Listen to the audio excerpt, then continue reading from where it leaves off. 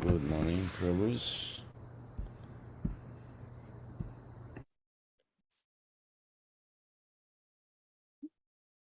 So we're reading from a Srimad Bhagavatam, as usual, every morning. Fifth canto, we just started the 14th chapter. We're going to do verse number 2. Om Namo Bhagavate Vasudevaya.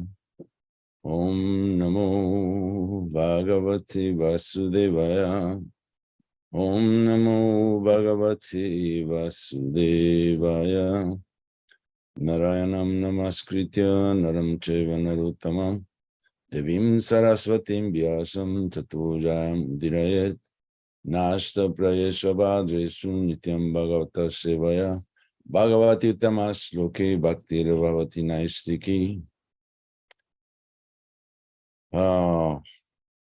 Here goes the verse. This is still Bhagavatam. Actually, now it's Sukadeva Goswami, because it wasn't clear to Maharaj Rahugana what Bhagavatam said, so he asked for a clarification, and now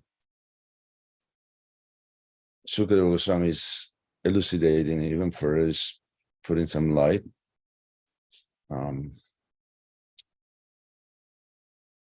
We know that Prabhupada said that sometimes, actually quite a few times in the Bhagavatam, there is allegories or indirect stories that they're difficult to comprehend for the normal man, for not so sharp, not so intelligent person. So they have to be clarified, and he asked for the necessity, asked for the intervention of a spiritual master. So here we go, one of these verses.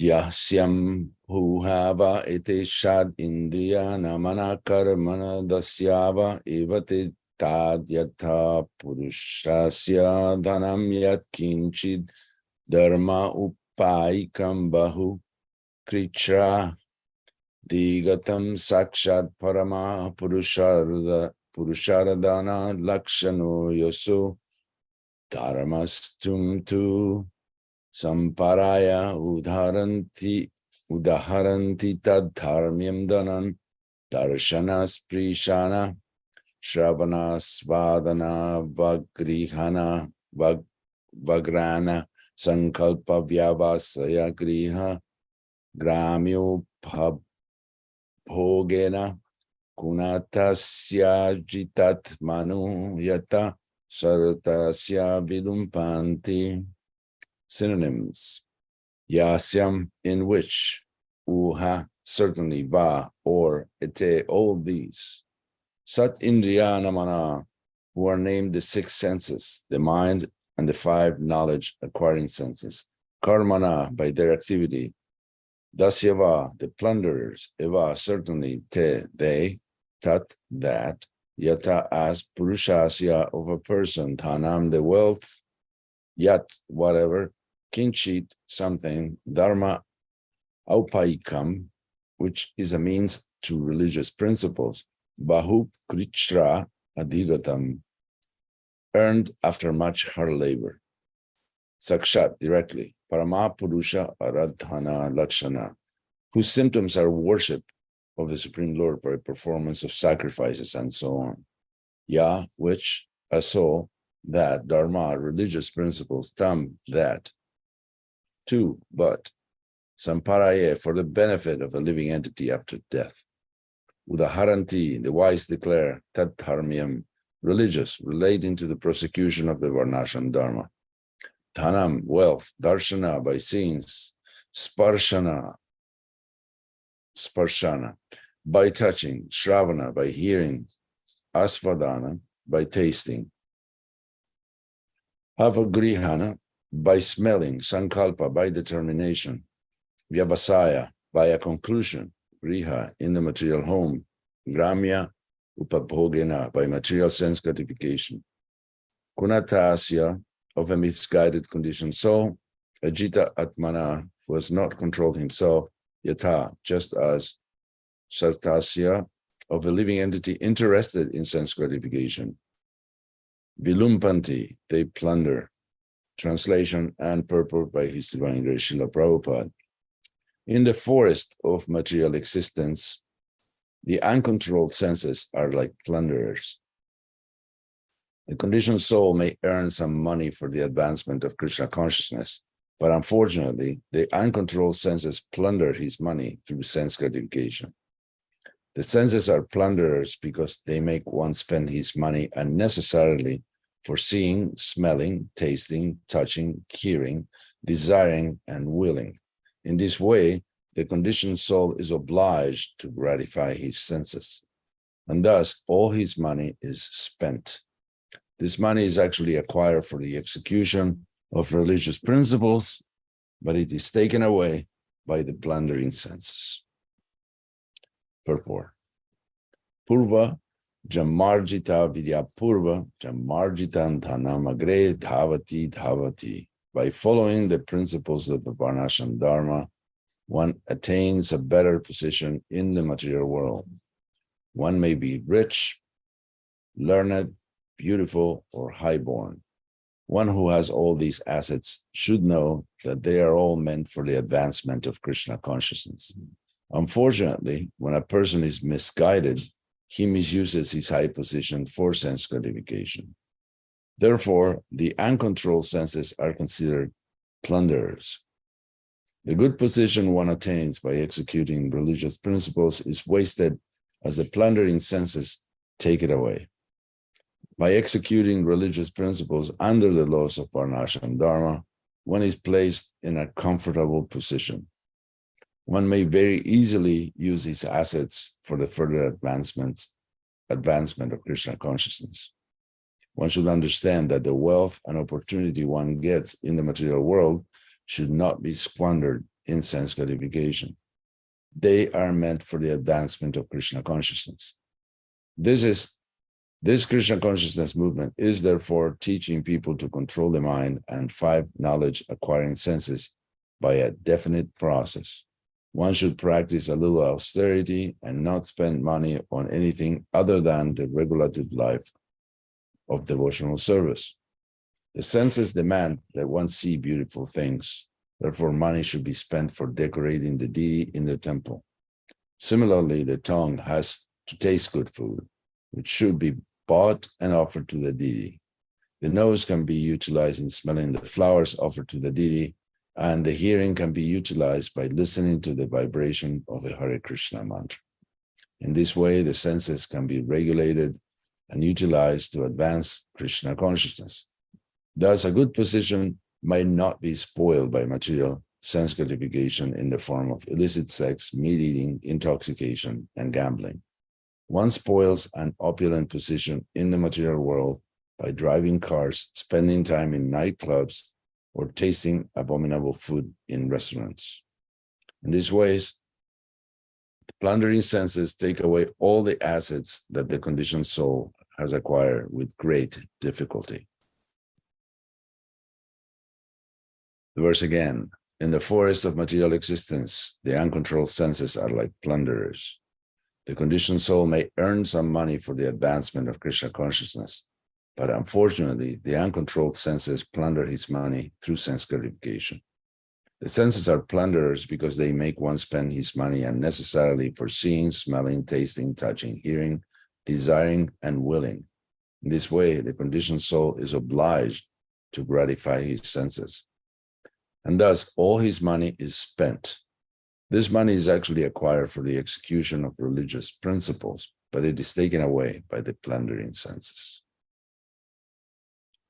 Om Jnana Timirandasya Gyananjana Shalakaya Chakshurumilitam Jena Tasmai Shri Gurave Namaha Mukam Karoti Vachalam Pangum Langayate Girim Yat Kripatamaham Vande Shri Gurun Dinatarnam Paramananda Madhavam Shri Chaitanyam Ishwaram Vanchakalpatarvyascha Kripa Sindhuvyaiva Cha Patitanam Pavanavyu Vaishnavavyu Namo Namaha. First of all, it talks about the forest of material existence. This example is given many times about a place where one goes to acquire things, like a merchant may go to the forest to get some wood and some fruits and some flowers or some rare things, but then loses a notion of how to get out. So this is the material world where it's not very difficult to come, but very difficult to exit. And the uncontrolled senses are like plunderers, because it is a fact that there is no peace from satisfying the senses. Never ending competition between the senses to take away one's peace. And there's many ways to gratify the senses, but it boils down to the same thing. It boils down to eating and seeing and tasting, smelling, touching. And this is all coming from a mind. My mind is a seat of the senses. There was an article. There were several references to the mind that I read recently from a non-Vaishnava scripture, I must say. For example, Milton, who wrote Paradise Lost, said the mind is its own place and in itself can make a heaven of hell and a hell of heaven. This is what Krishna says in the Gita, basically, that the uncontrolled mind is the worst enemy of a living entity, and the controlled mind is the best friend. This was written, of course, Milton wrote centuries before so-called science or the study of the mind came to us to ascertain. I'm hesitant to use the word illuminate, how the mind renders reality,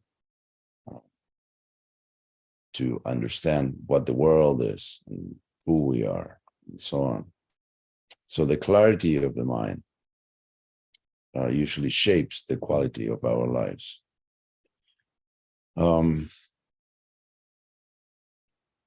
There's a few references on this.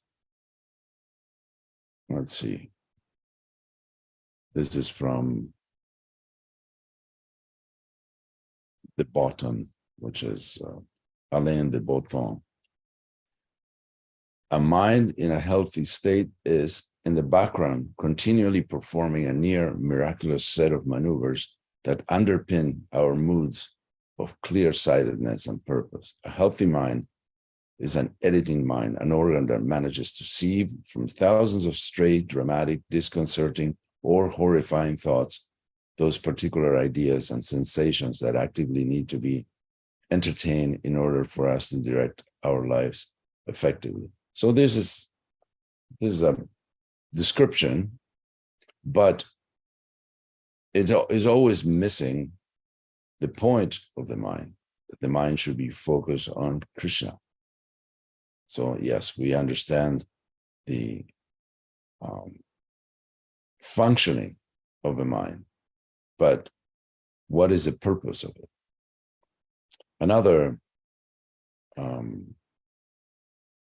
quote by Alain de Botton: a well-functioning mind recognizes the futility and cruelty of constantly finding fault with its own nature. It can quieten its own buzzing preoccupations in order at times to focus on the world beyond itself. A healthy mind knows how to hope. It identifies and then hangs on tenaciously to a few reasons to keep going. Grounds for despair, anger, and sadness are, of course, all around, but the healthy mind knows how to bracket negativity in the name of endurance. It clings to evidence of what is still good and kind. It remembers to appreciate. It can, despite everything, still look forward to a hot bath, sun-dried fruit, or dark chocolate, a chat with a friend, or a satisfying day of work. It refuses to let itself be silenced by all the many sensible arguments in favor of rage and despondency. So this is a definition of the material mind. Of course, it's not that the spiritual mind acts differently. It's just that the focus changes. Like sometimes people ask, in all my years of Krishna consciousness, I encounter many people. He talks about faith also. How faith, you have faith, I don't have faith, or I have faith, or this person has faith, but I don't. But this is not true. This is not true. The object of faith is what the variable is. Faith is there. First, faith is present in the same amount for everyone, and the object of faith changes. So, same with the mind. The mind, yes, there are techniques by which one can try to focus or control the mind in different ways. But ultimately, these are all futile, because unless one places the mind and all the senses and the intelligence at the lotus feet of Hari, there is no ultimate solution, there is no relief, there is no peace. And as Prabhupada points out, without peace, there is no possibility of happiness. So this is the ultimate technique to focus the mind and senses in devotional service. In the verse that continues, the example is given that the uncontrolled senses plunder his money through sense gratification, which is true. People work very hard and they just use the money for sense gratification, never being satiated, because it is as such. Sense gratification, any varieties of it, any category of sense gratification is always going to bring about a disaster as a result. The opposite, especially because the modes of nature are involved, and the results of the modes of nature is, for example, that the mode of passion will bring the opposite result of what one is looking for. It appears to be at hand, but it's a mirage, and the opposite will come. Like, it will, whatever you try to satisfy through the modes of nature is gonna bite you back. The mode of goodness is a little different. It brings one closer to self-realization, but it's not self-realization. Like someone may be tolerant and peaceful and so on, but for the sake of fame, or because it makes one feel good, etc., they're wrong motivations. So those, to deal with the senses and the modes of nature is to beg for remaining in a conditioned state. So fruity workers work to get money, to utilize it in sense gratification by seeing, smelling, tasting, touching, hearing, and they let the mind run amok by desire and unwilling. But the mind is never satisfied. It's always lamenting for things. Like I have a friend from childhood. He's a prestigious surgeon, and he's always sending me pictures and telling me stories of the past. Obviously, he doesn't like the present, and he doesn't see any future because he's old like me. So it's the past. He takes shelter on memories, mementos, that they are gone. They're gone. Oh, remember then, and remember that, and remember the other thing. But it's just basically reminiscing of a past that is gone. There is no past. The past is burnt, gone away. So by hankering for something that one doesn't yet have and thinking that will bring happiness, it's like a child during Christmas or on his birthday that is very attached to a particular object, a toy or a gift or a gizmo, thinking that it's going to bring him happiness. Yeah, it may bring him some pleasure, but then, like a child with a toy, after a few days is abandoned, even if they're siblings, that they are fighting for a particular toy. After some time, the toy is going to be laying there, ignored, because it lost its value. So the material world is exactly like that. It's like any object of sense gratification is like a new toy that we think is going to bring us happiness, but it doesn't. It brings some distraction, some temporary relief from a misery that we may be experiencing, but in no way can satisfy the soul. The soul is not meant to be satisfied by material means. A spiritual entity can only be satisfied by spiritual means, which means until we connect with the transcendental service of the transcendental summum bonum, Krishna, there is basically no relief. There is relief, but there is no happiness. And there is no pleasure in temporary happiness, because once it ends, is not natural.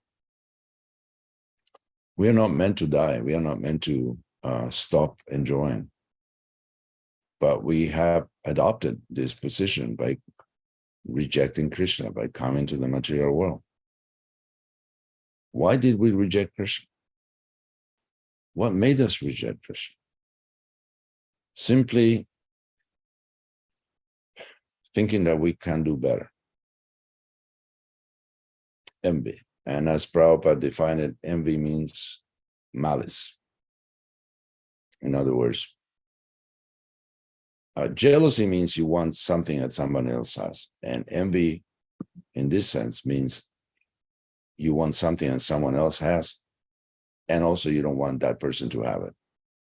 That is envy with malice.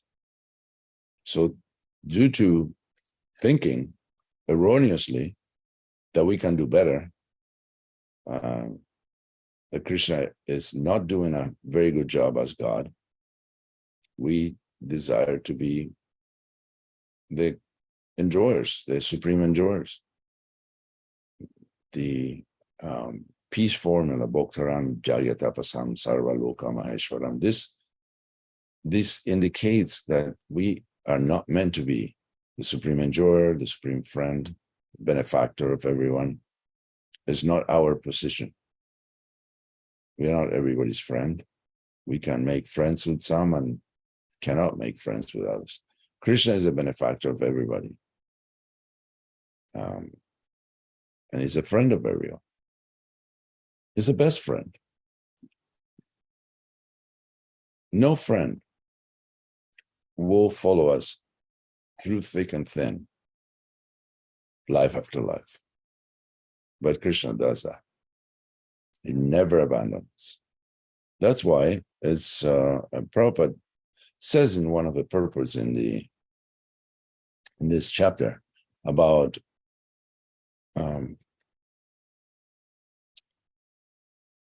how did he put it? That that we are never alone. Krishna will never abandon us. Other people may, and they do. They do.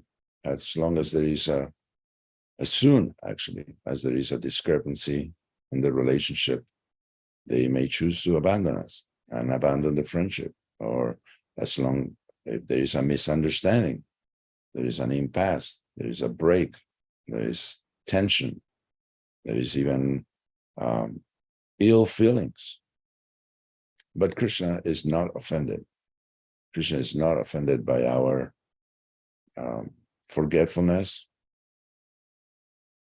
by our nonsense. He's not confused. He knows who we are. And we took a detour, and we have chosen to take a detour with the consequences implied in this deviation. And he's protecting us. He's actually guiding us all the way back. If we want to go back, that's part of his liberal nature. That is never going to force us. It's going to be because we want to go back to Godhead. Nobody is forced to go back to Godhead. Everybody who wants to go back to Godhead is going to go through the process because they want to. And human life is actually meant for this purpose, to go back to Godhead. In order to get purified, we may have to undergo austerities. It seems like it is the brand of this world. Matter of fact, when Lord Brahma couldn't figure out his way out of being lost on top of a lotus flower, he heard the word tapa, which is austerity. So this is the brand of the process that we have to perform in order to get out of here. It's been minimized, it's been simplified, it's been made easier by Lord Chaitanya, that by chanting Hare Krishna and following the principles of devotional life, one can go back to God. Made simple for the basically Kali Yuga. In Kali Yuga, there is self-realization for dummies. That's a book that we read, which is chant Hare Krishna, you dummy, and go back to God. In previous ages, there were a lot more difficult austerities. Of course, even chanting Hare Krishna is difficult in Kali Yuga. It's difficult because the mind and the senses are always pulling us in all sorts of directions. And we are confused and attracted by the varieties of so-called pleasure in the material world. Although the material world is making, is winning, is making a push. As it seemed like since Kali Yuga is only 5,000 and some years from the beginning of Kali Yuga, and it's still quite a while to the end of Kali Yuga, 432,000 years. But seems like things are getting much worse very quickly. Everything is deteriorating. I could see that there was something on YouTube. I didn't look at it, but it says that there was a shooter somewhere. I can remember where, Michigan or somewhere else, that killed 18 people. And there's a war going, many wars actually going on. And crime is increasing, and the life is more difficult, and the economy is worse, and people are not so nice anymore. It seems like Kali Yuga is advancing very quickly. And for those without the help of self-realization, and in particular Krishna consciousness, and in particular the process of Harinam Sankirtan, life is getting worse, much worse, very quickly. It's deteriorating. The senses are really plundering once, because even in one has money. Like in the past, you may have had a beautiful place, etc., etc. But now, if you do, you need guards, you need camera, security, weapons, bodyguards. People are trying to take it away. So there is no culture. The culture has deteriorated, and materialism is the state religion of every state. So it's difficult to live in this world because we misunderstand that all the resources and money, as it's related in the verse, is actually acquired for the execution of religious principles. But the senses will spend it. And as I've said before, Maya is a loan shark. Whatever you take from Maya, you will never pay the principal. You will always pay interest on whatever you take. And the senses are always borrowing from Maya. In the purport, Prabhupada says one may be rich, learned, beautiful, or highborn, which are the benefits of sukriti, piety. This is what happens. Someone who is rich, learned, beautiful, highborn, one of these qualifications, or all of them, means that person has done something pious in a previous life. That's why he's born in a particular family where these things are available, and has beautiful features, and doesn't have to struggle for money, etc., etc. But all these assets are meant for the advancement of Krishna consciousness. The out-controlled senses will ruin any party, any good party. One has to execute religious austerities. It is said that one should do business as if one was going to die the next day, and one should do business as if one was going to live forever, and should perform religious austerities as if one was going to die the next day. One, Prabhupada said, may very easily use his assets for the further advancement of Krishna consciousness. One should understand that the wealth and opportunity one gets in the material world should not be squandered in sense gratification. They are meant for the advancement of Krishna consciousness. This Krishna consciousness movement is therefore teaching people to control the mind and 5 knowledge acquiring senses by a definite process. One should practice a little austerity and not spend money in anything other than regulative life of devotional service. And he further says, the senses demand that one see beautiful things. Therefore, money should be spent decorating the deity in the temple. The tongue to taste food should be bought and offered to the deity. Smelling flowers offered to the deity, and hearing by chanting and listening to the Hare Krishna mantra. That's the way to live in the material world. And there's going to be happiness. Follow that. Again, the moral goodness gives happiness after the beginning may not be as palatable. And the moral passion doesn't give happiness, but gives the impression of happiness, a quick happiness, and it goes, is taken away, and misery follows very quickly. One student in Santa Barbara, California, was telling me about a restaurant he went to where it's pitch black. It's dark. You pay, at the time, he paid like $200 to get in, and he's taken to a chair on a table, and is served food that he can't see, and he has to eat it in the dark. And it's like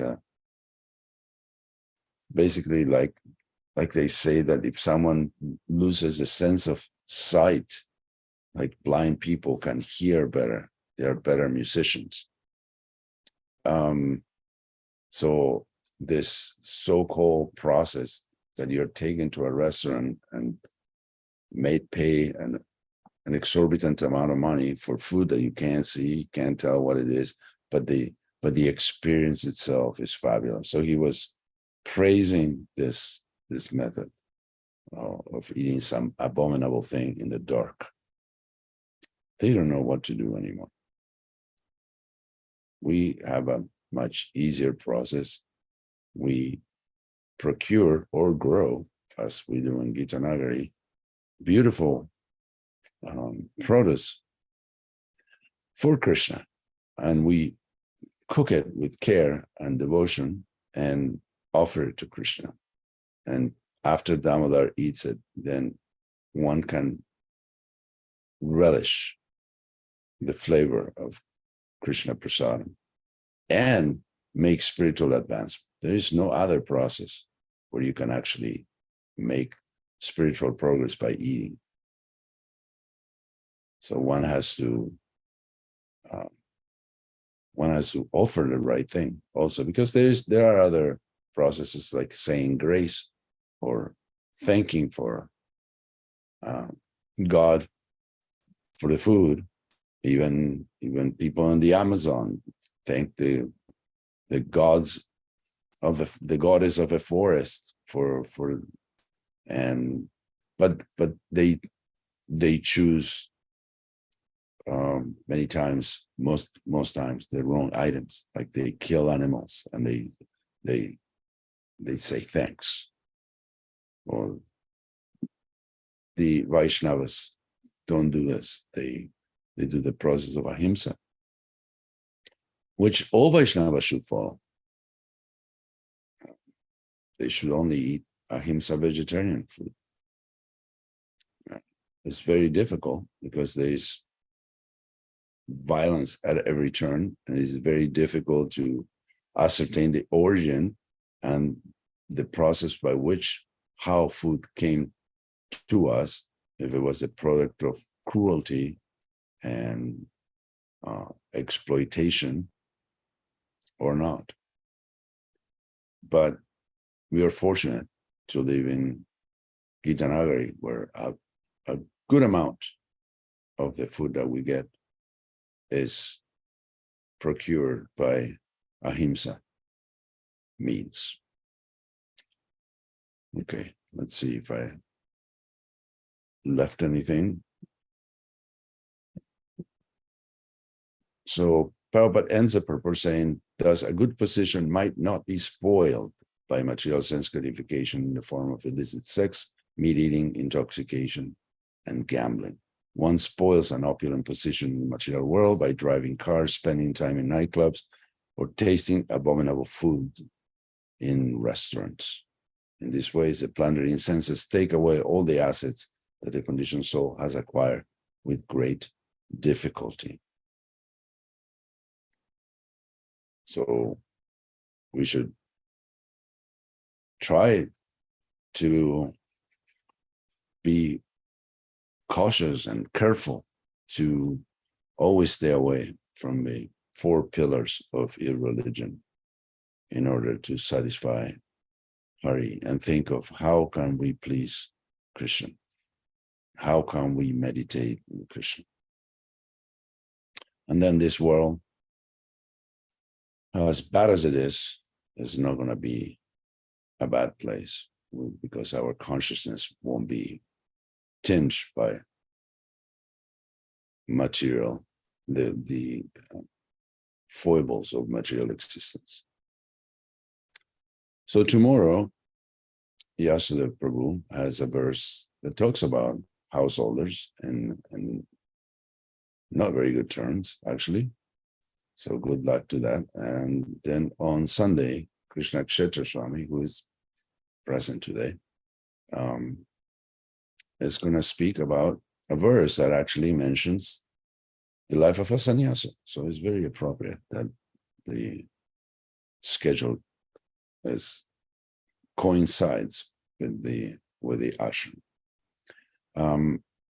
Maharaj, would you like to comment? Would you like to be the first one to comment or present some controversy or disagreement? Hare Krishna. Hare Krishna. Thank you for nice presentation on Bhagavatam.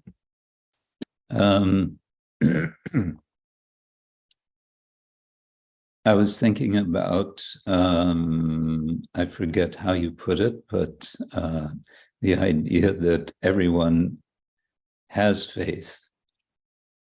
And it's just a question of where it's invested. Krishna, of course, says that in chapter 17 of the Gita, and he uses the word Shraddha Maya.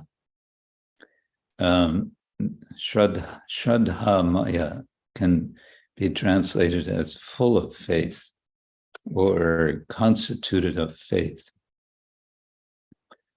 So one might think, well, if we're full of faith, if everyone is full of faith, isn't it possible to,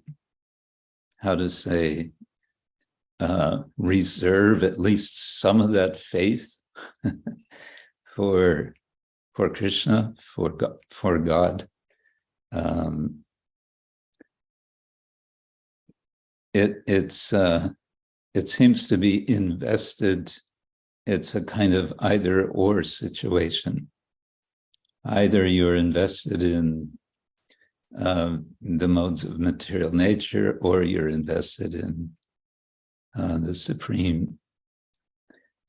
But if we're full of faith, is it possible to say, well, okay, I have 80% faith in one or another, or a mixture of the modes of nature. I'll give 20% to God. Mhm.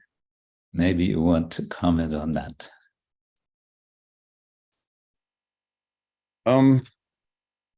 I think that's everybody's case, that they how do you call it, diversified portfolio that of faith, that we don't put all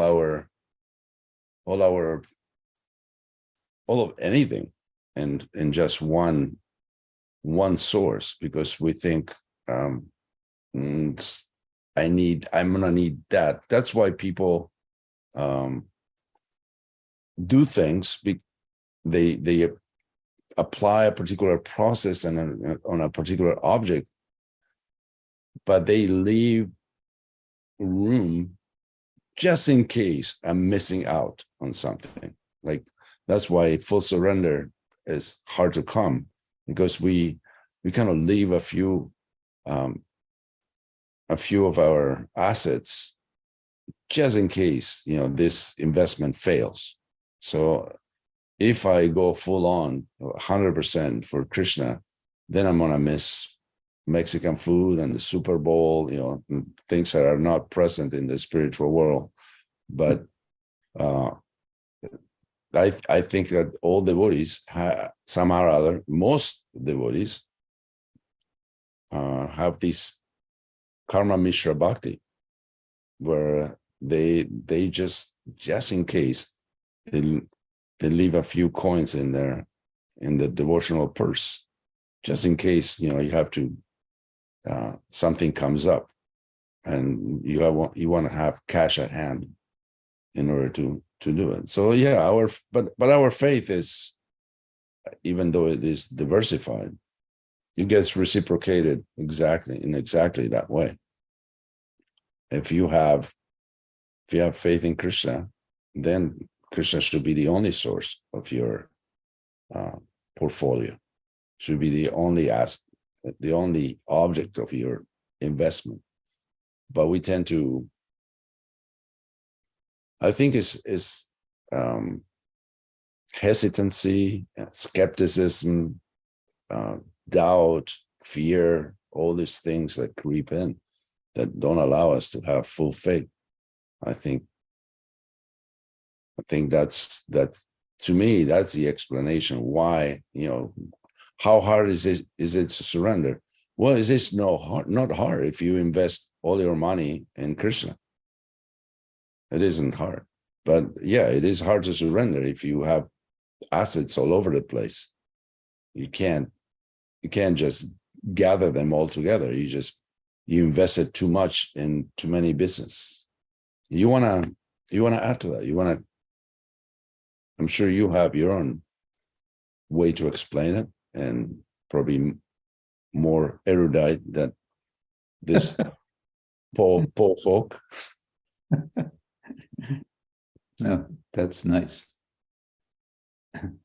Diversified portfolio. I like that analogy. Yes. Then there's companies, there's credit card companies. They offer, you bring all your, how does it work? You have so many problems with your credit, just put it all into this one card and we'll fix everything for you. Yes, at a high interest rate. Yeah. Yeah, so that's what happens. As I was saying, that Maya is a loan shark, and even though it appears that you invest in so many different things, they're all Maya. It's like Krishna and then Maya, who presents herself as this or that, and Maya has it will never get your return. you would just pay interest for the rest of your life and life after life. So yeah, all this sophisticated, diversified portfolio of faith really doesn't yield very much. And whatever yields, it's like if you have money and you keep it under your mattress, or you put it in the bank for a little return or anything else, it can never catch up to the inflation rate. So you're actually losing money. So with Maya, it's even worse.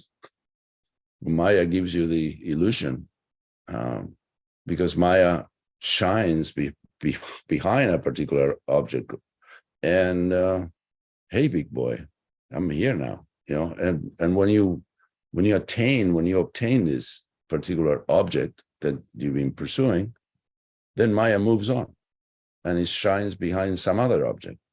So we're always chasing a mirage. Do you want to add a comment? Do you want to talk about faith? No, I'm still relishing the analogy of the diversified portfolio. Okay. Yeah. But I was thinking it's related or not related to that. It seems the vast majority of people are in debt. They're buying houses. They're, taking so many loans. And I've heard it said that if you have no debts and you have $20 in your pocket, you're actually amongst a very small majority. You're actually quite wealthy compared to a vast majority of people in the world. So that's also perhaps a way of describing the situation with Maya.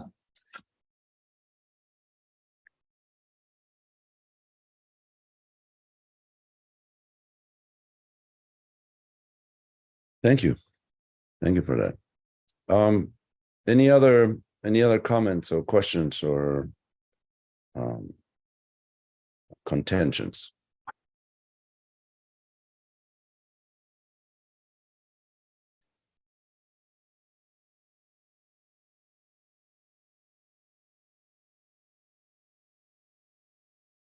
Okay, if there aren't any, maybe we'll end here. Just to remind you once again, that tomorrow Yasudev Prabhu will speak on the next verse, which is verse number 3 of the 14th chapter. And on Sunday, Krishna Kshetra Maharaj will tackle, if I may use the football analogy, verse number 4 of the 14th chapter of the 5th canto.